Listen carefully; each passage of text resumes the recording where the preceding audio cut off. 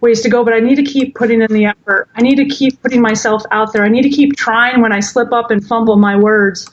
It is about effort, and we as the supporters need to focus on a child's effort, not necessarily their talent then and there, and that's all that they have.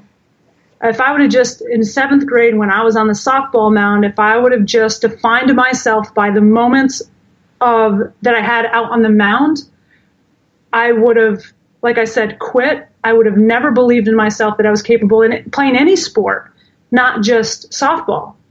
That would have been a determining factor whether I tried new things, whether I even had the courage to try new things.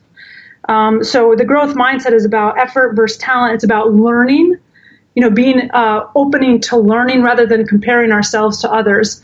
I don't know anybody when you find yourself comparing yourselves to others that it makes you feel good. Comparing yourselves to others, you typically do it because they have something that you want, that you don't have. I think it's really important that we admire those that have achieved success, or that have something that we don't, and we try to learn from them as much as we possibly can, and that we're open to learning. We don't shut them out because we're scared and we're fearful, but that we actually crave what they can teach us. And I really do believe those that go far in sport, go far in their careers, they're opening to learning, and they don't slam doors, and they don't, their way is the best way. That they're constantly looking to others to gain little tidbits from each person, from another athlete, from, if someone could teach me how to pitch just a little bit better. And I'm not saying it was easy to do, to go up and say, hey, can you help me? No, it's very hard. It takes a lot of courage to do that. But if we're willing to do that and we have that growth mindset, it's huge. The third part about the growth mindset is, knowing that failure is our biggest opportunity to grow. Failure is not final unless we make it that way. Failure is, when you look back, when we reflect back on our lives, the biggest learning lessons that we ever go through in our life is through our failures. And it's not quitting because we failed. It's actually either finding another avenue to succeed, or to, I'm not going to do it that way again. I'm going to find another way. And failure is actually a really positive thing. My mom, I was preparing for a presentation a couple weeks ago, and my mom, I was sharing with her the presentation and everything. She's like, I read in a book one time that the definition of success is 19 failures. And I started thinking about my own life, and I'm like, that is so true. How many times we fail to achieve success. I think how we, what we're teaching our youth, you look on TV, you see LeBron James, you see, all these superstar athletes, man, they are so talented. They must have this perfect life and have no struggles. And the truth of the matter is that all of them have failed numerous times. I always give the example of Oprah Winfrey, right? Oprah Winfrey, her childhood was horrendous. She was raped at the age of 9. She had a child at the age of 14. Her son died shortly after he was born. She moved in with her father in California at the age of, I believe, 17 or 18. She got a job, as a news anchor, and shortly after was fired for being unfit for TV. How did Oprah become Oprah? She failed many, many times.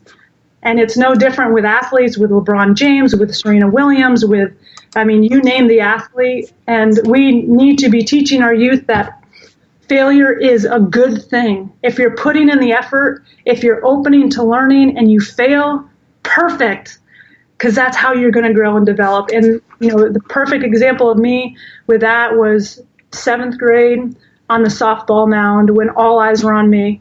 And I had a choice in that moment to quit and take the easy route, or to dig down and listen to the angel on my right shoulder saying, you got this, you can do this, you're capable of it. It might take me longer than some other people, but that's okay. Because Missy West isn't like any other person in this world. Missy West is Missy West.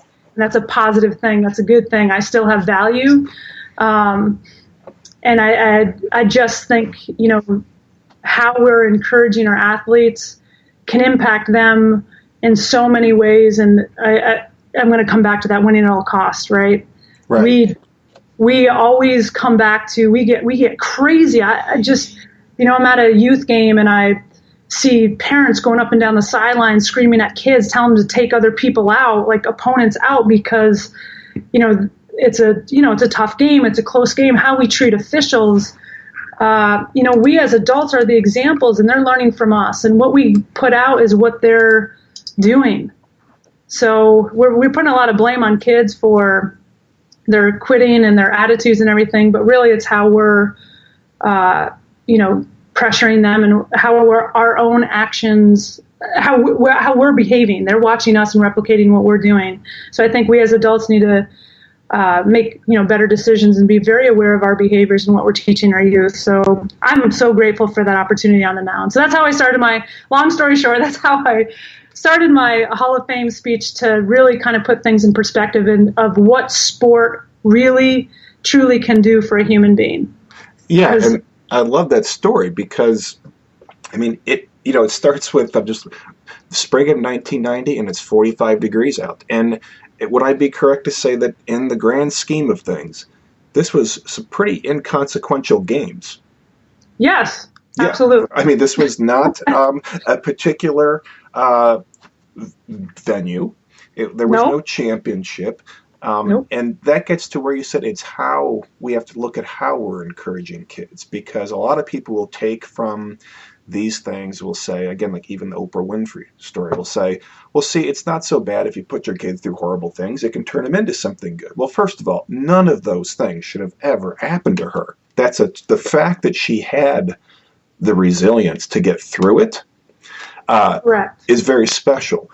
And again, I'm not going to even compare those things to when we're being, too intense with kids for sports, but the same thing that, well, you got to go to this higher level. You got to get in there. And I know they're crying, and I know they're upset, and I know they would rather be sitting at the pool with their friends here instead of playing 7 games this weekend.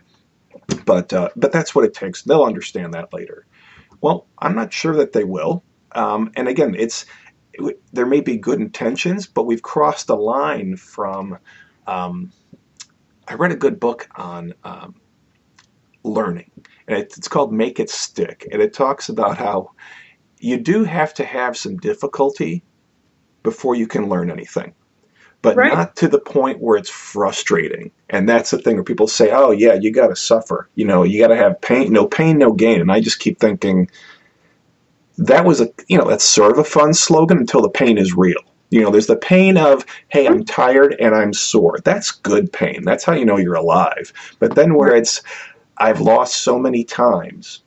And let's go back to, 7th grade Missy. If you had stopped, nobody could have blamed you.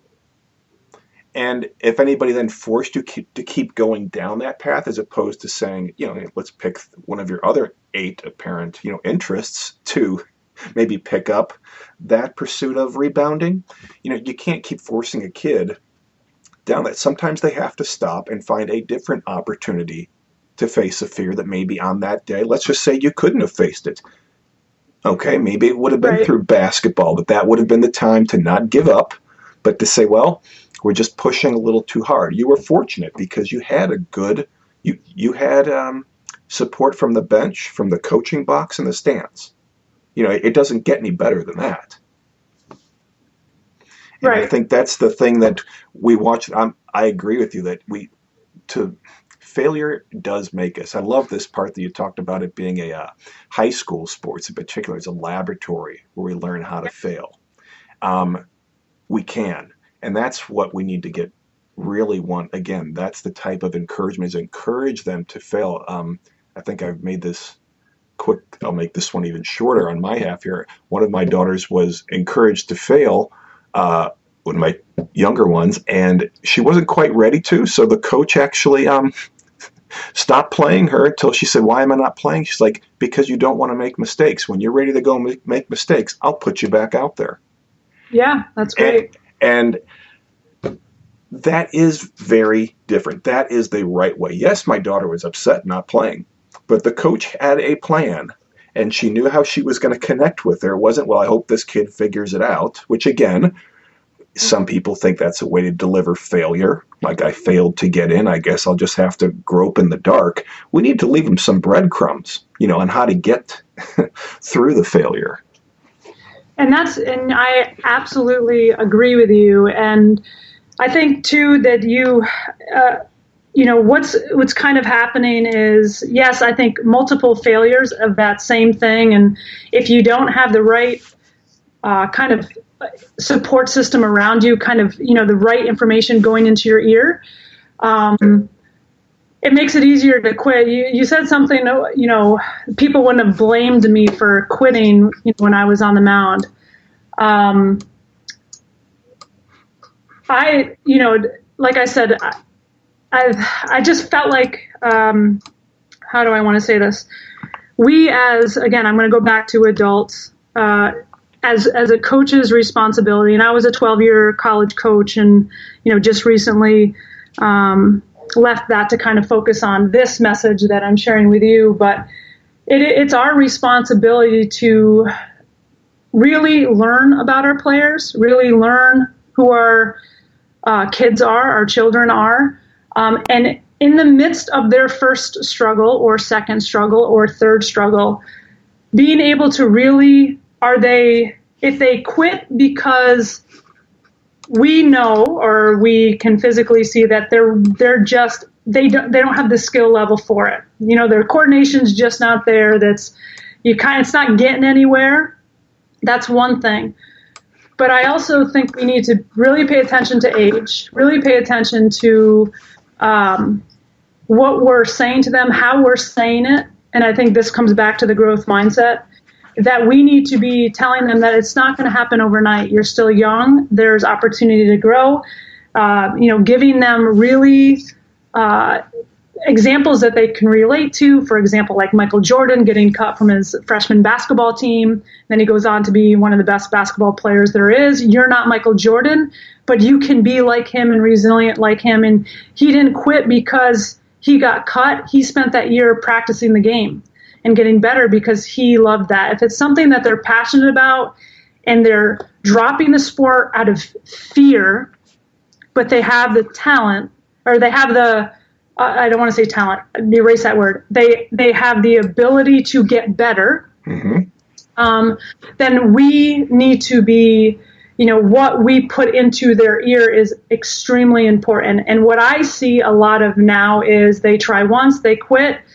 Parents don't really know, they're not really sitting down with their child, or coaches don't sit down with the player and have a heartfelt, sincere, compassionate conversation with them so they can share, listen, I really love baseball, but I'm just scared. I don't want my teammates to think this. I don't want the coach to think that. And then you can use that as, well, think about this, think about so-and-so, you're not going to be successful overnight. It's going to take time and effort. But we need to have these conversations with our athletes. We as coaches are responsible to have these conversations with our athletes if we're coaching for the right reasons, which to me, I coached because I loved to mentor and develop students. I loved that it was a prime time in their life that I could help build them and build confidence in them and hold them accountable and teach them life lessons. That's why I coached. I wasn't a win-at-all-cost coach. I did want to win for sure, but not at the cost of teaching valuable life lessons. So I think sometimes we just don't sit down with the athletes in those moments of failure and really feel them out, listen to them, hear their fear, that they're scared, and say that, you know what, that's normal.